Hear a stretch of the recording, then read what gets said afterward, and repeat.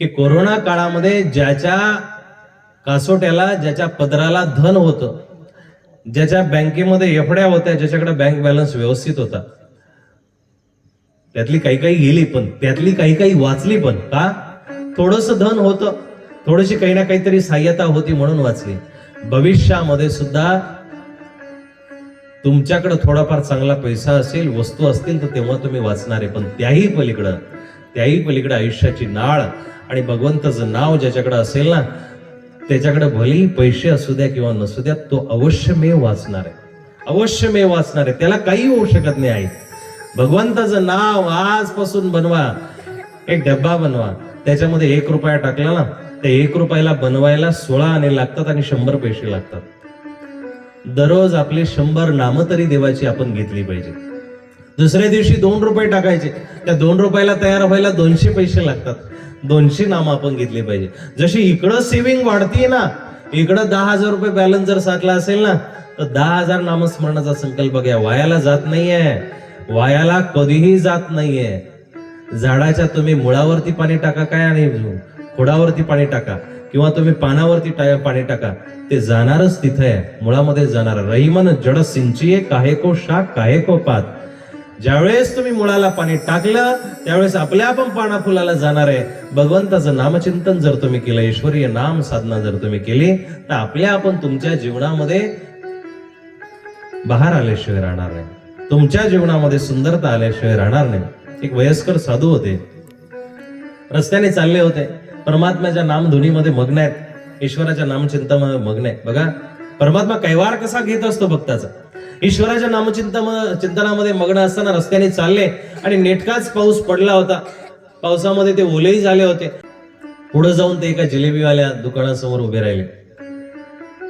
जिलेबीवाला सात्विक होता, आनंदी होता, धार्मिक होता. त्यांनी पटकन एक जिलेबी, रबडी, दूध असं गरम गरम त्या महात्म्यांना आणून दिलं. त्या महात्म्यांनी ते ग्रहण करायला सुरुवात केली. ते महात्मे खुश झाले. त्यांनी परत परमात्म्याकडे बघितलं, अरे मगाशी तू थोबाडीत खाऊ घातली आणि आता जिलेबी आणि रबडी, जिलेबी आणि बासुंदी खाऊ घालतोय. तुझी दया लीळा अपरंपार आहे. आणि रस्त्याने हरे नाम हरे नाम हरे नाम केवलम कलो नसते व नसते वगैरे अन्यथा भगवंताचं नामचिंतन झाले. गोविंद गोपाल हे कृष्ण हे यादव हे सुकेती असं म्हणत चालता चालता काय करत होते, डुलत होते. आणि मग चालता चालता एका डबक्यामध्ये त्यांचा पाय पडला आणि पाय पडल्यानंतर त्या डबक्यामधून पाणी उडलं आणि त्या डबक्या शेजारून दोघं आता लग्न झालेले पती पत्नी जात होते. नवविवाहित जोडा चालला होता. आणि ह्या महात्म्यांनी जशी आनंदाने त्या पाण्यामध्ये उडी घेऊन आनंदामध्ये नाचत नाचत पाणी उडलं, ते पाणी त्या नवविवाहित असलेल्या त्या जोडप्यामधील स्त्रीच्या म्हणजे मुलीच्या अंगावरती उडलं. तिची साडी गलिच्छ झाली, साडी खराब झाली. आता साडी खराब झाली म्हणून तो तिचा जो पती होता ना, प्रियकर होता, त्या प्रियकराने ह्या महात्म्याला सुनवायला सुरुवात केली. हो तुम्हाला दिसत नाही का, आम्ही आत्ताच नवीन कपडे घालून चाललो होतो आणि तुम्ही उगाच बेबाम वेड्यासारखं पागलासारखं रस्त्याने चाललेत. महाराजांनी हात जोडले, त्या मौलींनी हात जोड. साधू म्हणतात मला माफ करा, माझ्याकडून बघितलं गेलं नाही. तरी तो माणूस आरेरावीवरती आला आणि शेवटी त्यांनी काय केलं माहिती का, त्या महात्म्याची गळ्यामध्ये माळा गच्ची धरली आणि एक थोबाडीमध्ये लावून दिली. महात्माजी तरीही वरती बघून म्हटले की काही हरकत नाहीये, तेरी रजा में रजामंद है. तुझी जी इच्छा आहे त्याच्यामध्ये आम्ही सुखी आहोत. तू जे देशील त्याच्यामध्ये आम्ही खुश आहे, आनंदी आहे. राजी तेरी रजा में, तू जसं ठेवशील तसं. संत महात्मे खुश राहत असतात. त्या महात्म्यांनी तसं बघितलं आणि मग हे जोडपही सरकत सरकत पुढं त्याच दुकानासमोर आलं आणि त्यांनाही वाटलं की आता नेटकाच पाऊस पडून गेलेला आहे की आपणही जिलेबी आणि खीर खावी किंवा जिलेबी आणि बासुंदी खावी. म्हणून तो माणूस आणि ती स्त्री, पती पत्नी, ते दोघंही त्या दुकानाची पायरी चढत होते. आणि ते जोडपं वरती पायऱ्या चढत असताना शेवटच्या पायरीवरून ओलसर असल्या कारणानं त्या माणसाचा पाय घसरला. दादा, त्या पती पत्नी मधील जोडप्यामधील त्या माणसाचा पाय घसरला. गंमत अशी आहे, पाय घसरल्या घसरल्या तो माणूस मेंदूवरती पडला आणि तिथंच बेशुद्ध झाला. हे सगळं बघितलं. आजूबाजूचे लोक बघतच होते, जवळच ती घटना घडली होती. आजूबाजूच्या लोकांनी बघितलं,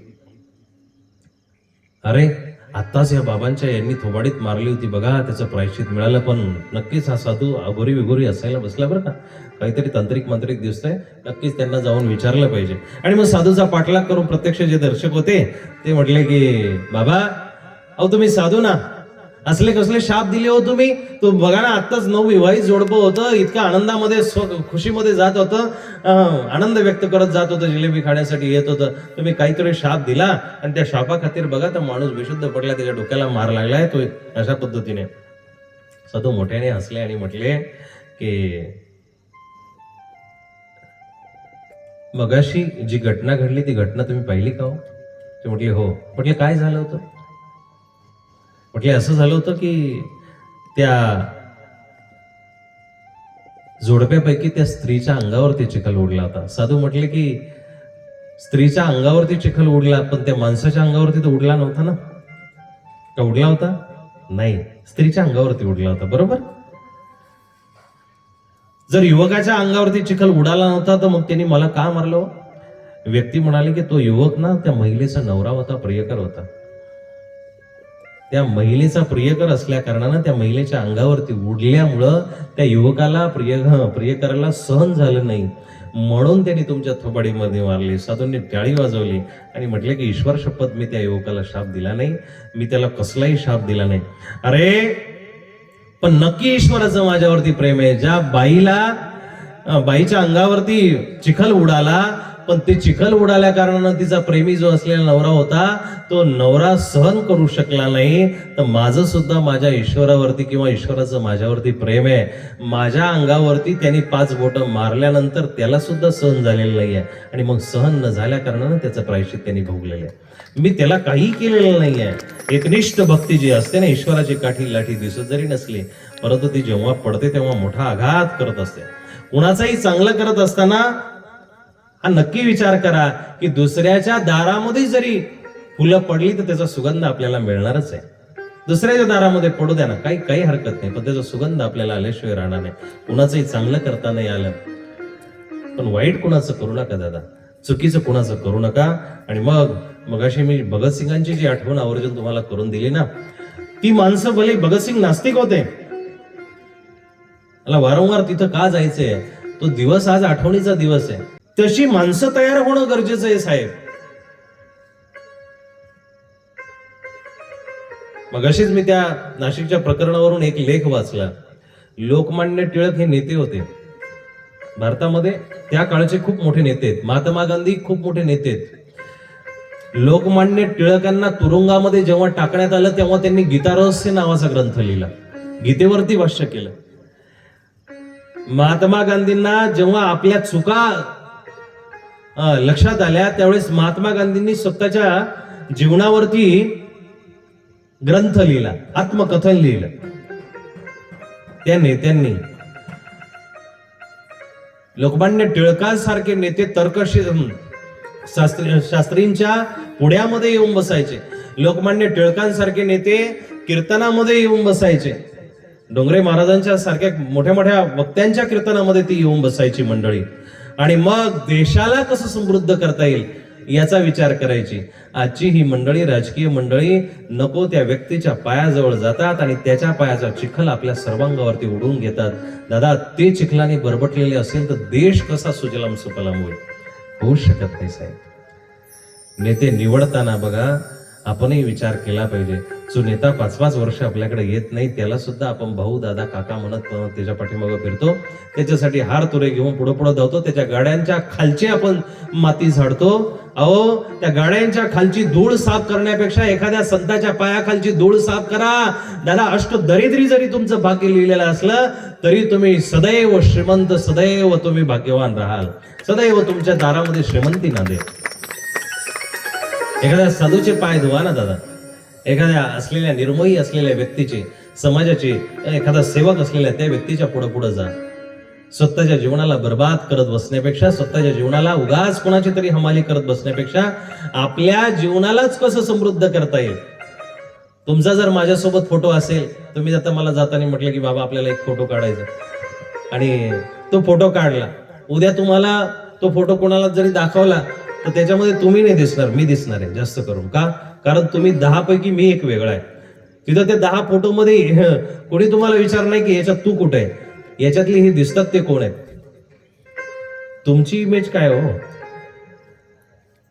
तुमची इमेज तेव्हा तयार होईल की तुम्ही माझ्यासारखे कपडे घाला, माझ्यासारखे जेव्हा तुमचे वस्त्र असतील तेव्हा मग तुम्हाला लोक म्हणतील हे नेमके कोण आहेत. मग तेव्हा जर सांगितलं अरे हा तर हा वाड्यामधला असा असा होता, 100 एकर याच्या पुस्तक आजोबाकडे जमीन होती, पण एका क्षणामध्ये याने सर्व संघ परित्याग केला आणि बाबा झाला, निघून गेला, त्यावेळेस लोक आदराने तुमच्या पाया पडतील. असं काहीतरी कार्य करा साहेब. उगाच आपल्या जीवनाला इकडं तिकडं कधी कधी काय होतं, हा अहंकार आहे आपला.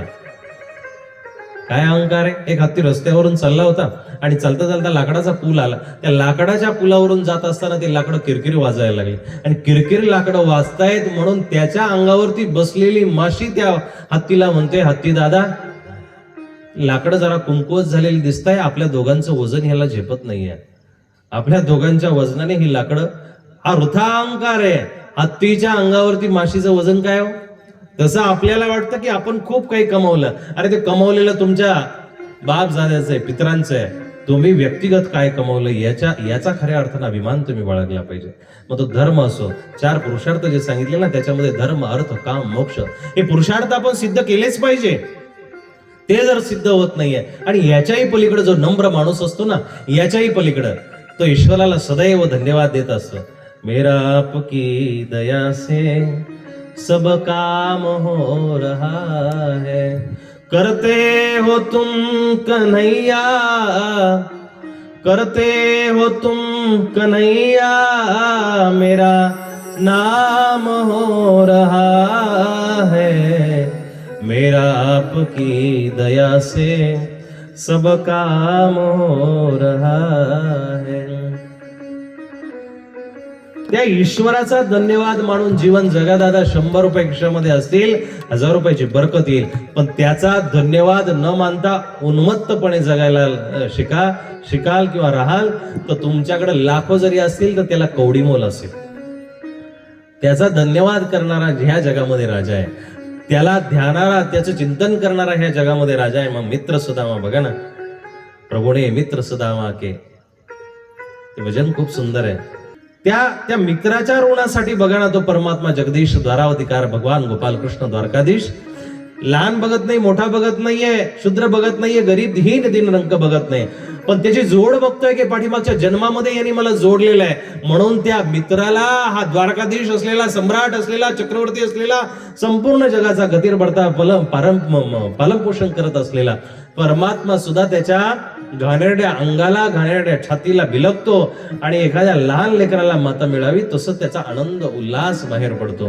हे परमात्म्याचं प्रेम तुमच्या माझ्यासोबत सुद्धा होऊ शकतं जेव्हा आपण त्याचं व्हायला शिकतो. म्हणून श्रवणम कीर्तनम प्रभो, त्याची भक्ती ऐकायला शिका. आई दादा, श्रवणम कीर्तनम त्याचं गुणगान गायला शिका. स्मरणम त्याचं स्मरण सदैव, श्वास श्वास पर नाम जप वृथा श्वास मत खोय, क्या पता इस श्वास का फिर आवन होय न होय.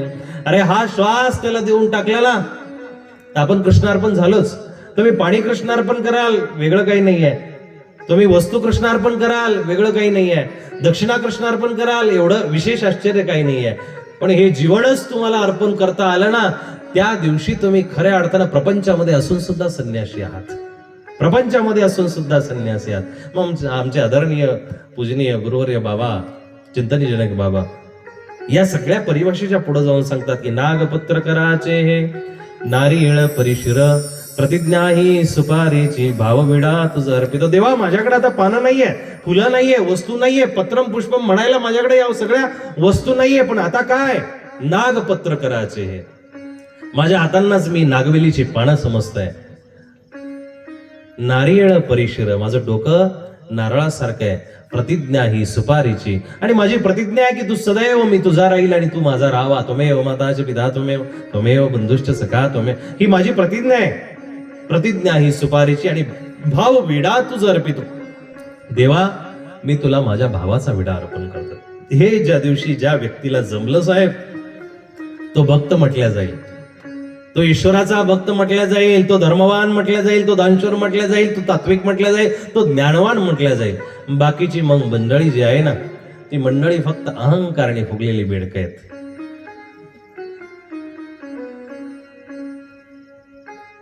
ईश्वर आहे किंवा नाही हा तुमच्या तर्काचा किंवा तुमच्या बुद्धीचा भाग जरूर असेल, पण तो नाहीये हे म्हणणारे तुम्ही आम्ही कोणीच नाही आहे.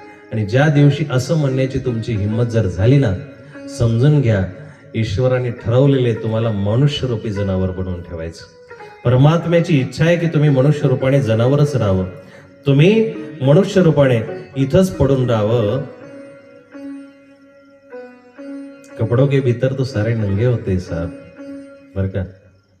समजते ना हिंदी तुमची? उस्मानाबादी हैदराबादी हिंदी है, परंतु माझी थोडीशी प्योर हिंदी है. कपड़ों के भीतर तो सारे नंगे होते हैं, पर कपड़े डालकर भी जो नंगा नाच दिखाए उसको आदमी नहीं कहा जा सकता, उसको आदमी नहीं कहा जा सकता. कपडे घालून सुद्धा जर आपल्या हातून जर अशी चुकीची दुष्कर्म होत असतील, पाप होत असतील,